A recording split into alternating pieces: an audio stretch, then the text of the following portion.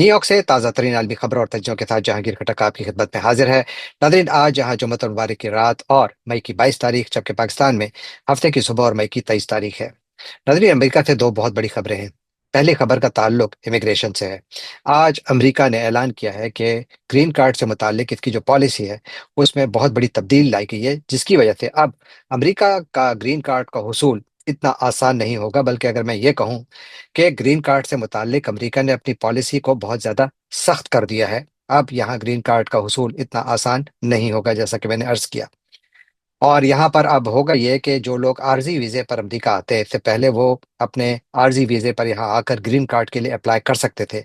लेकिन अब नई पॉलिसी के तहत इन लोगों को मुल्क छोड़ना पड़ेगा, यानी अमेरिका छोड़ना पड़ेगा, अपने मुल्क जाना पड़ेगा, वहां से फिर ग्रीन कार्ड के लिए अप्लाई करना होगा। और उसके बाद फिर यहाँ पर उनकी बहुत ज़्यादा जांच पड़ताल होगी, और अगर उनकी दरख्वास्त को ग्रीन कार्ड के लिए अहल समझा गया तो फिर उनको ग्रीन कार्ड दे दिया जाएगा। अमेरिकी हुकूमत कहती है कि जो आरवी वीज़ा है ये मुस्तकिल रिहाइश के लिए नहीं होता, इसलिए हम इस पॉलिसी को तब्दील कर रहे हैं। यूएससीआईएस ने अब नई गाइडलाइंस भी जारी कर दी हैं, और हुकाम अब हर केस को अलग अलग तरीके से चेक करेंगे, यानी बड़ी थॉरोली उसकी जांच पड़ताल होगी। और वीजा और स्टे वालों पर सख्त नजर रखी जाएगी। गैर कानूनी नौकरी या फ्रॉड भी चेक होगा, यानी अगर किसी ने अपने विजिट वीजे के दौरान गैर कानूनी तौर पर कोई नौकरी की है और उसके बाद फिर उन्होंने अपने एडजस्टमेंट ऑफ स्टेटस के लिए अप्लाई किया, यानी ग्रीन कार्ड के लिए अप्लाई किया, तो उसको भी चेक किया जाएगा, और शायद ये उनके लिए मुश्किलात पैदा करे। इसी तरह वीजा कवानीन तोड़ने वाले के लिए भी ग्रीन कार्ड बहुत ज्यादा मुश्किल हो सकता है, यानी अगर किसी ने ओवर स्टे किया है या वीजा की दूसरी खिलाफ वर्जी की है तो उनके लिए भी मसला होगा। ताहम कुछ कैटेगरीज में, यानी वीजा की कुछ कैटेगरीज को महदूद रियायत दी गई है, लेकिन इनके लिए भी ग्रीन कार्ड की कोई गारंटी नहीं है। अब ग्रीन कार्ड की जो नई पॉलिसी है, इसके तहत जो ग्रीन कार्ड के एप्लीकेंट्स हैं वो अपने कंट्री ऑफ ओरिजिन जाएंगे, यानी अगर कोई पाकिस्तान से है और वो यहाँ आकर ग्रीन कार्ड के लिए अप्लाई करता है तो उसको पहले पाकिस्तान जाना होगा और फिर वहां से वो अप्लाई करेंगे। ख्याल है कि इस पॉलिसी से अमेरिका में मुकीम लाखों तारकीन वतन मुतासर होंगे। बहुत सारी फैमिली इसमें सेपरेशन आ सकती है, क्योंकि एक फैमिली का एक फर्द उसकी विजिट जो है ग्रीन कार्ड की एप्लीकेशन की तैयारी है और वो एलिजिबल है, लेकिन अब इस नई पॉलिसी के तहत उसको अपने मुल्क जाना होगा। अगर वो पाकिस्तानी है तो पाकिस्तान जाना होगा, या इंडियन है तो इंडिया जाना होगा। और फिर यूएससीआईएस कहते हैं कि हम लोग जो है ये अमेरिका में रहने वाले एप्लीकेंट्स को सिर्फ एक्स्ट्रा ऑर्डिनरी सर्कमस्टांसिस में ग्रीन कार्ड देंगे, यानी ये मुमकिन तो है कि अगर कोई इस मुल्क में रह रहा है तो उनको शायद ग्रीन कार्ड मिले, लेकिन उसके लिए शायद कोई एक्स्ट्रा ऑर्डिनरी सर्कमस्टांसिस चाहिए। क्या सर्कमस्टांसिस हैं ये नहीं मालूम। इसी तरह इससे जो लोग मुतासिर हो सकते हैं उसमें स्टूडेंट्स हैं जो यहाँ आते हैं, फिर उसके बाद तालीम मुकम्मल करके उनके पास थोड़ा वक्त होता है कि अपने लिए नौकरियां तलाश करें, या फिर H1B वीज़ा के वर्कर्स जो हैं, उनमें से अक्सरियत यहाँ पर, कल मैंने इसका जिक्र भी किया था कि वो अपना विजिट वीजे पे अपना स्टे बढ़ा देते हैं और उसके बाद फिर एडजस्टमेंट ऑफ स्टेटस की कोशिश करते हैं। इसी तरह जो अमरीकी सिटीजन्स के जो हस्बैंड या वाइफ हैं, उनके लिए भी इससे मसाइल पैदा हो सकते हैं। और दूसरे जो लीगल वीजा होल्डर्स हैं उनके लिए भी काफ़ी ज़्यादा मसाइल पैदा हो सकते हैं, जो इससे पहले बआसानी ग्रीन कार्ड के लिए अप्लाई कर सकते थे। अब वो इस तरीके से यानी एप्लीकेशन नहीं दायर कर सकेंगे। यहाँ जो इमिग्रेशन के हवाले से और इंसानी हकूक की तंजीमें हैं, वो कहते हैं कि ये नए रूल जो हैं इसकी वजह से यहाँ पर एक बहुत बड़ा यानी एक तो अमरीकी जो कॉन्सुलेट्स और एम्बेसीज हैं पूरी दुनिया में, वहाँ पर बहुत ज़्यादा एक्स्ट्रा ऑर्डनरी बोझ आएगा। जिसका मतलब ये हुआ कि अगर कोई शख्स यहाँ से जाता है और वहाँ से अपने ग्रीन कार्ड के लिए अप्लाई करता है या वहाँ से अपने प्रोसेस को आगे बढ़ाने की कोशिश करता है, तो चूंकि तमाम का तमाम बोझ अमेरिका से निकलकर पाकिस्तान या दूसरे ममालिक में कॉन्सुलेट्स और एम्बेसीज में जाएगा, तो वहाँ पर फिर वेट टाइम बढ़ेगा, वहां पर लोगों को ज्यादा इंतजार करना पड़ेगा, और साथ इस बात की कोई गारंटी नहीं है कि उनको ग्रीन कार्ड मिलेगा कि नहीं। स्पेशली ऐसे लोग जो कि अपना एडजस्टमेंट ऑफ स्टेटस कराते हैं, मतलब एक शख्स है जिसकी वाइफ जो है वो पाकिस्तानी है और वो ये खुद सिटीजन है, उसकी वाइफ ग्रीन कार्ड के हुसूल के लिए अप्लाई कर रही है, लेकिन उसके लिए भी अगर उनको मिलता भी है ग्रीन कार्ड तो इसमें डिलेज बहुत ज्यादा होंगे, क्योंकि तमाम जितनी भी एम्बेसीज हैं वहां पर बहुत ज्यादा रश बढ़ जाएगा। इंसानी हकूक की तंजीमें और जो इमिग्रेंट राइट्स ग्रुप्स हैं वो कहते हैं कि इसकी वजह से, यदि ये जो नई पॉलिसी है अगर इसका इतलाक शुरू होता है जो होने वाला है, तो उससे यहाँ पर जो तलबा और दूसरे जो हुनरमंद अफराद हैं वो अमेरिका आने से अब हिचकिचाएंगे या हिचकिचा सकते हैं। और इससे ओवरऑल जो अमेरिका का इमिग्रेशन का सिस्टम है वो अपेरेंटली तो मजबूत होगा, क्योंकि सदर ट्रंप जिस दिन से आए हैं तो कहते हैं कि मैं इस मुल्क में किसी को गैर कानूनी तौर पर नहीं छोड़ूंगा, और ये کہ یہاں پر جو برتھ رائٹ سٹیزن شپ ہے، یعنی اگر کوئی یہاں پیدا ہوتا ہے تو اس کو سٹیزن شپ یا شہریت نہیں دی جائے گی۔ اس بات کو یعنی صدر ٹرمپ نے اس کے بارے میں ایگزیکٹو آرڈر بھی جاری کیا، لیکن پھر وہ عدالت میں گیا، عدالت نے اس کے خلاف فیصلہ دیا، لیکن شاید اب حکومت اس کے خلاف بھی اپیل میں گئی ہوئی ہے۔ تو یہاں پر یہ اوور آل امیگریشن کا نظام جو ہے اس میں بڑی بنیادی اصلاحات لائی جا رہی ہیں، جس کا مقصد یہ ہے کہ چور دروازے سے لوگ امریکی شہریت نہ حاصل کریں، اور جو غیر قانونی طور پر مقیم یہاں پر لوگ ہیں ان کے لیے بھی دروازے بند کیے جائیں۔ آج کی جو دوسری بہت بڑی خبر ہے وہ تلسی گیبرڈ، جو کہ امریکہ کی ڈائریکٹر آف نیشنل انٹیلیجنس ہیں، ان کا استعفیٰ ہے۔ آج انہوں نے اعلان کیا کہ وہ اپنے عہدے سے استعفیٰ دے رہی ہیں، اور یہ استعفیٰ 30 جون سے نافذ العمل ہوگا۔ گیبرڈ نے اپنے عہدے سے استعفے کی وجہ اپنے ہسبینڈ کی بیماری بتائی، جن کو کینسر لاحق ہے۔ صدر ٹرمپ کے نام اپنے استعفے میں تلسی گیبرڈ نے لکھا کہ وہ اپنی فیملی کو وقت دینا چاہتی ہیں، کیونکہ ان کی فیملی اس وقت ایک مشکل وقت سے گزر رہی ہے۔ جبکہ ٹرمپ نے بھی آج گیبرڈ کی بڑی تعریف کی اور کہا کہ انہوں نے امریکہ کی بہت خدمت کی ہے۔ اور آج ہی کے دن ٹرمپ نے ایرن لیوکس کو جو ایکٹنگ DNI یا ڈائریکٹر آف نیشنل انٹیلیجنس مقرر کیا۔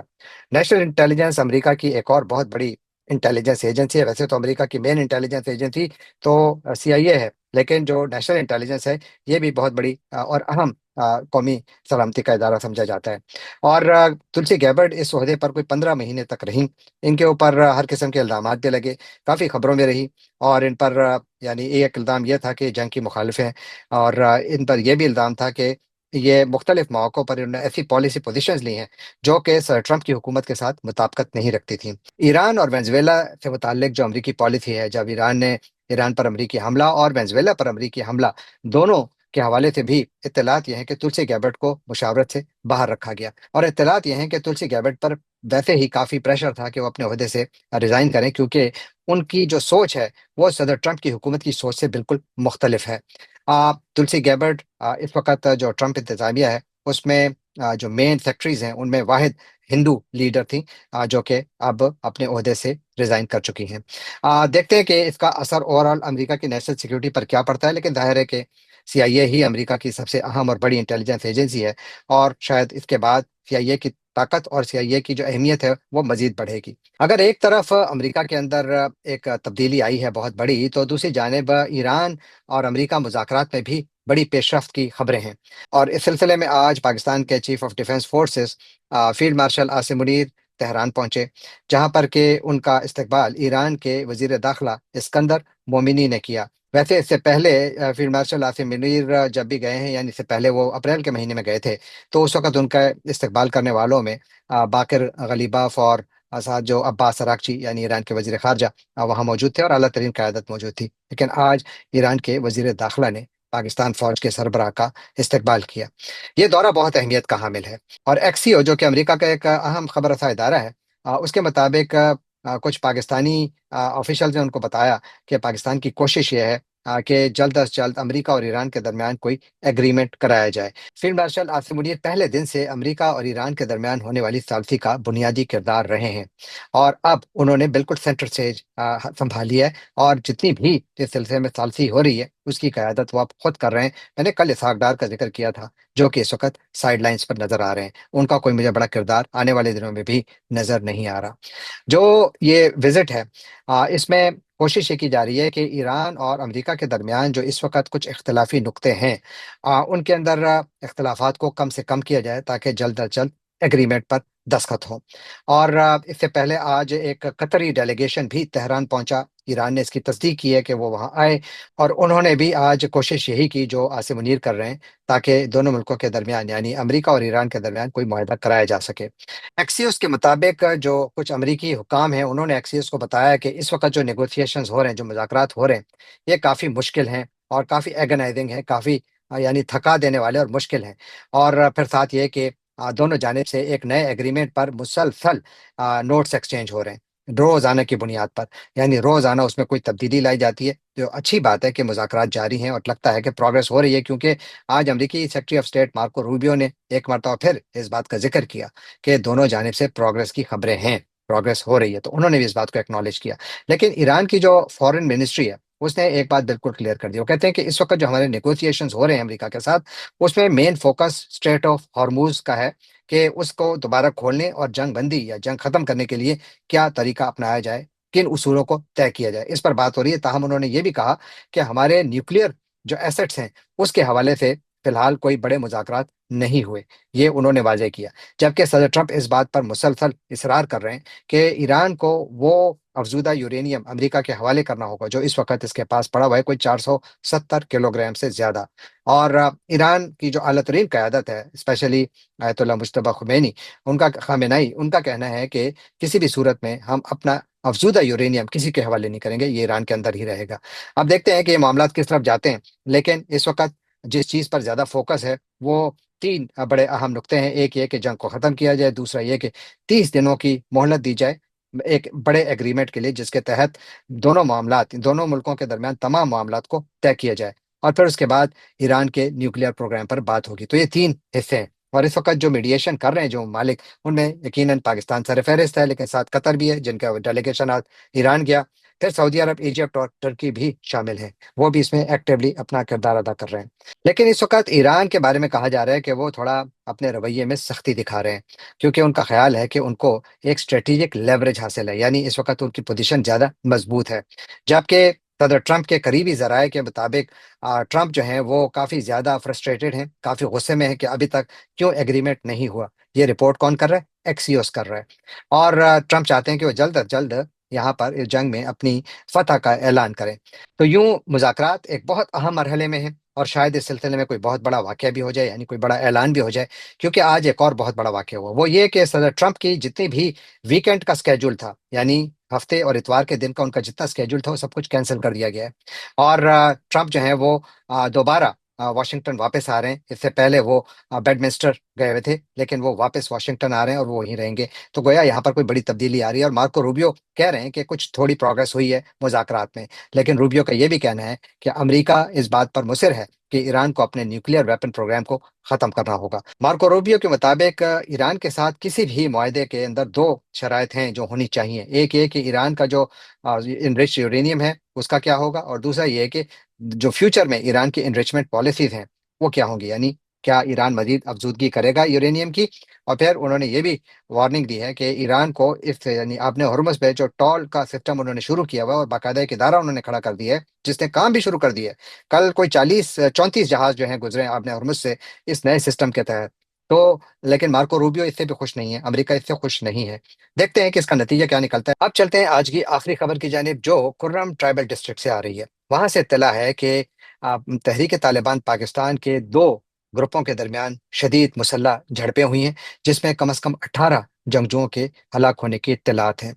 इत्तलात ये हैं कि जो झड़पें हुई हैं वो तहरीक तालिबान पाकिस्तान, नूर वली महसूद ग्रुप, और जो जमात अल अहरार, एक और स्प्लिंटर ग्रुप है बेसिकली टीटीपी का, जिसकी क़यादत उमर खुरासानी करते हैं, वो उनके दरमियान झड़पें हुई हैं, जिसमें कि 18 जंगजू जो है हलाक हुए हैं। जमात अल अहरार के जो स्पोक्समैन हैं उन्होंने इस बात को कंफर्म किया है कि 18 जंगजू उनके मारे गए हैं, यानी तहरीक तालिबान ने जमात अल अहरार के 18 जंगजुओं को हलाक किया है। और इस स्पोक्समैन ने यह भी दावा किया है कि अब इन जंगजुओं के कत्ल का बदला उन पर फर्ज है, यानी जमात अल अहरार टीटीपी से बदला लेगी। इसका मतलब क्या हुआ? इसका मतलब ये हुआ कि जहां पाकिस्तान की जो सिक्योरिटी फोर्सेज हैं वो यहाँ इस पूरे ट्राइबल डिस्ट्रिक्ट्स में दहशतगर्दों के खिलाफ नबरदाजमा है, उनके खिलाफ रोजाना की बुनियाद पर ऑपरेशन कर रही है। तो दूसरी जानिब अब मुख्तलिफ जो ग्रुप्स हैं दहशतगर्दों के अंदर, उनके दरमियान भी लड़ाई शुरू हो गई है। और अगर ये लड़ाई मजीद इंटेंसिफाई होती है, पहला मौका नहीं, इससे पहले भी झड़पें हुई हैं टीटीपी के मुख्तलिफ ग्रुप्स के दरमियान, लेकिन अगर ये मजीद फैलती है तो इससे यकीनन टीटीपी की ओवरऑल जो ताकत है उसमें कमी आएगी, और शायद पाकिस्तानी रियासत के लिए एक स्पेस बनेगी जहां पर कि वो इन दोनों ग्रुप्स को मजीद कमजोर करने में कामयाब हो सकता है। अब देखते हैं कि क्या इसका नतीजा निकलता है। लेकिन कुर्रम डिस्ट्रिक्ट से यही खबर है कि इन झड़पों में 18 जंगजू हलाक हुए हैं। जाने से पहले आपसे एक बार तो फिर दरखास्त कि आप हमारे चैनल को सब्सक्राइब कीजिए, लाइक कीजिए, शेयर कीजिए, कमेंट कीजिए और बेल आइकॉन को क्लिक करना ना भूलिएगा। आपका बहुत बहुत शुक्रिया।